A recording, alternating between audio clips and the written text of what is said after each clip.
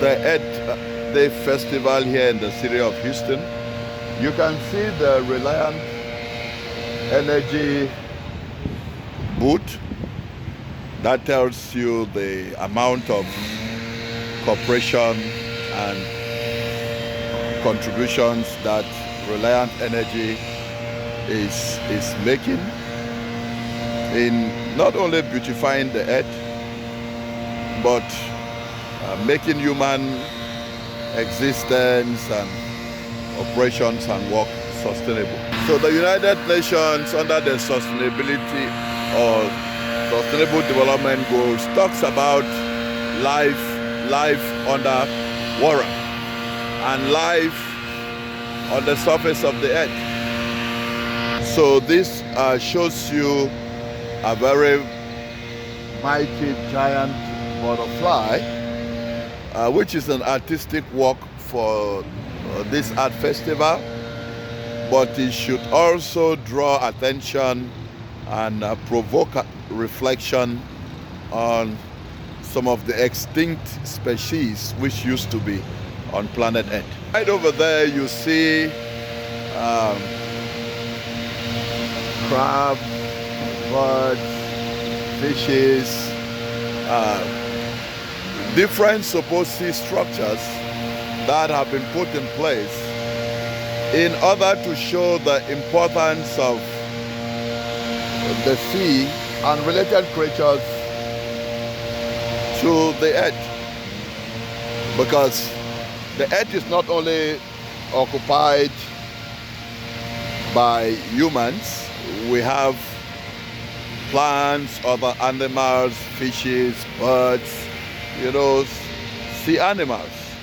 And in order for us to preserve the earth and protect these species, we must be able to show the interrelationship between them and other species in the ecosystem and in the earth.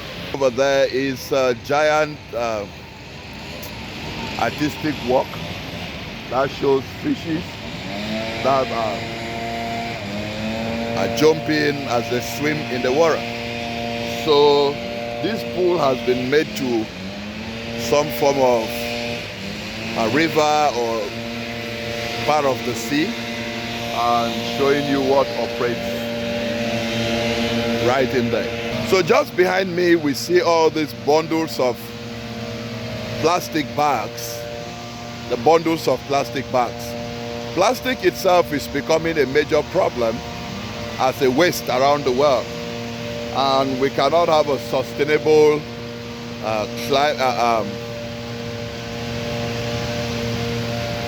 earth when we are into production of materials that don't easily decay.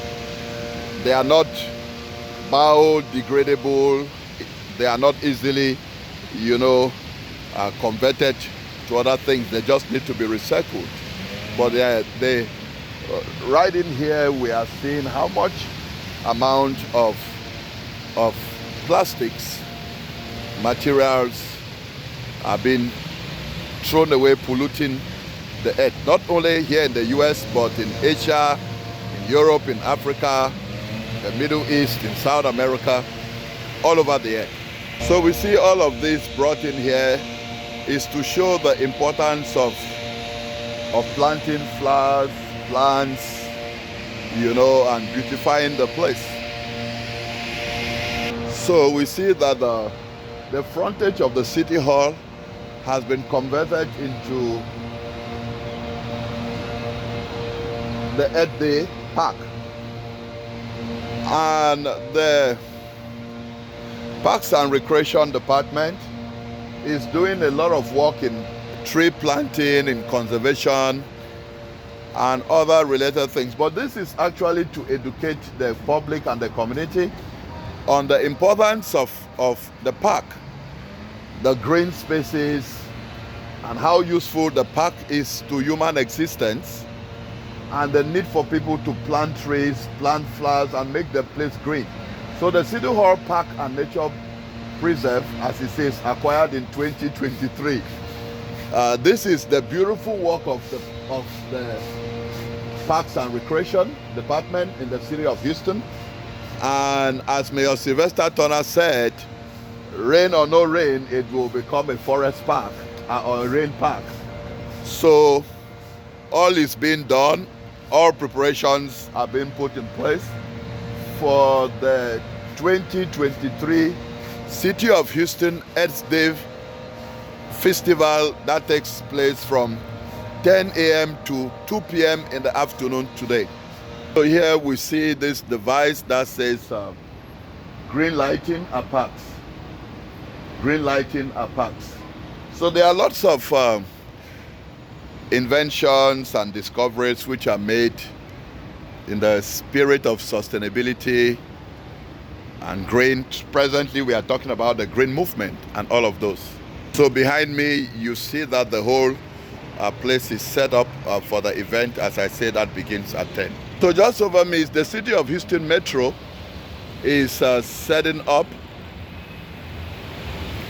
and it's part of the Earth Day event today. One of the things they are showing is there's the bus that is rated zero emissions. Zero emissions. The idea is that the buses will be converted to electric-driven buses within a period of time, but the work is continuous, and it says about the fully charged.